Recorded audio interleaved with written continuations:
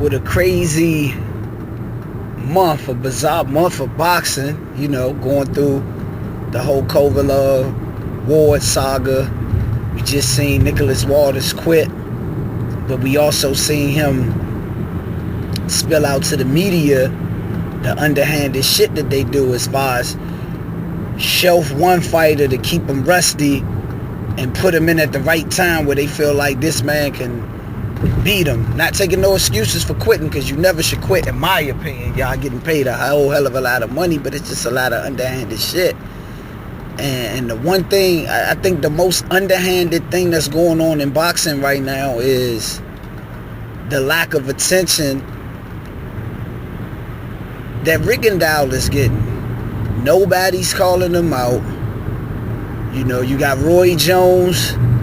He'd tell the public on the internet, you know, he would love to see Lomachenko versus Rigondeaux, but of course he better not speak that on the actual HBO broadcast. And I was just thinking, since when have we seen, and I might not know, I might have to talk to my OGs like Casino in 78 and Dante's Boxing Nation, because they might got the knowledge. But when the last time you seen a top 10 pound for pound fighter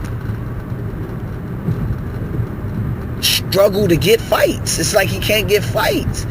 His last fight that was in July wasn't even on US television. I don't even know how you was able to see that fight. I guess you had to stream it. But it's just sad. You know what I'm saying? It's like when you got shit like this going on in the boxing world, we're never going to get to see the best fight the best. We're going to see people get shelved. Then they bring them in at the right time when they feel like they able to get beat. And that's all they doing with Rigondeaux. They letting him get old. Then they'll probably, once they feel like he's slowing down, because you better believe Satan got his spies watching him, watching his fight, seeing if he's declining. You know, then they'll probably try to throw his ass in there with, by the time Roman Gonzalez is naturally ready to be at 122, then they'll make a fight against Rigondeaux when they feel that Rigondeaux is through. You know, it's crazy. But the one thing I think Rigondeaux kind of hurt himself on that Canelo Cotto undercard with taking the fight in 2 weeks notice, because he fought a bum, but he didn't really look good. He couldn't get him out of there. We couldn't get to see the real, like, if RIGO could have put on the performance he put on in his very last fight when he had time, when he broke the dude's jaw, like just punished him. I think it was a Japanese fighter, but whoever it was, he had his face real big, had him swollen.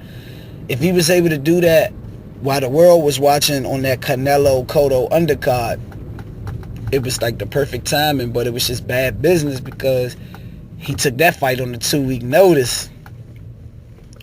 But in my opinion, and another thing I understand, that Top Rank, not Top Rank, Rock Nation, I don't know, they might didn't have money in the budget, but it would have been good to see RIGO on the Andre Ward undercard. That way he could at least, you know, by being pay-per-view, he could have been on the network, because they not going to put Rigondeaux on the network just because anymore.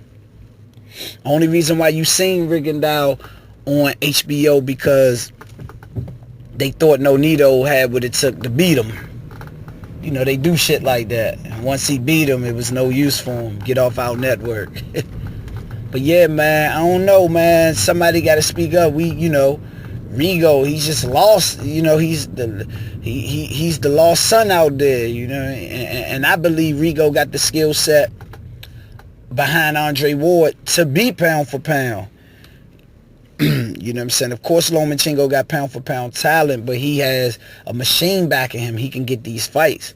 I think RIGO definitely could have been pound for pound #1 at the time if he was able to get the Leo Santa Cruz fight, get the Carl Frampton fight, because I think he would beat both of them.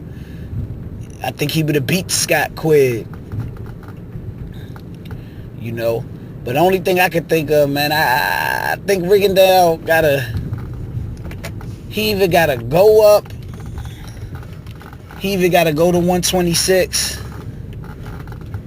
or stay at 122, dominate the nobodies that's there because everybody moved up.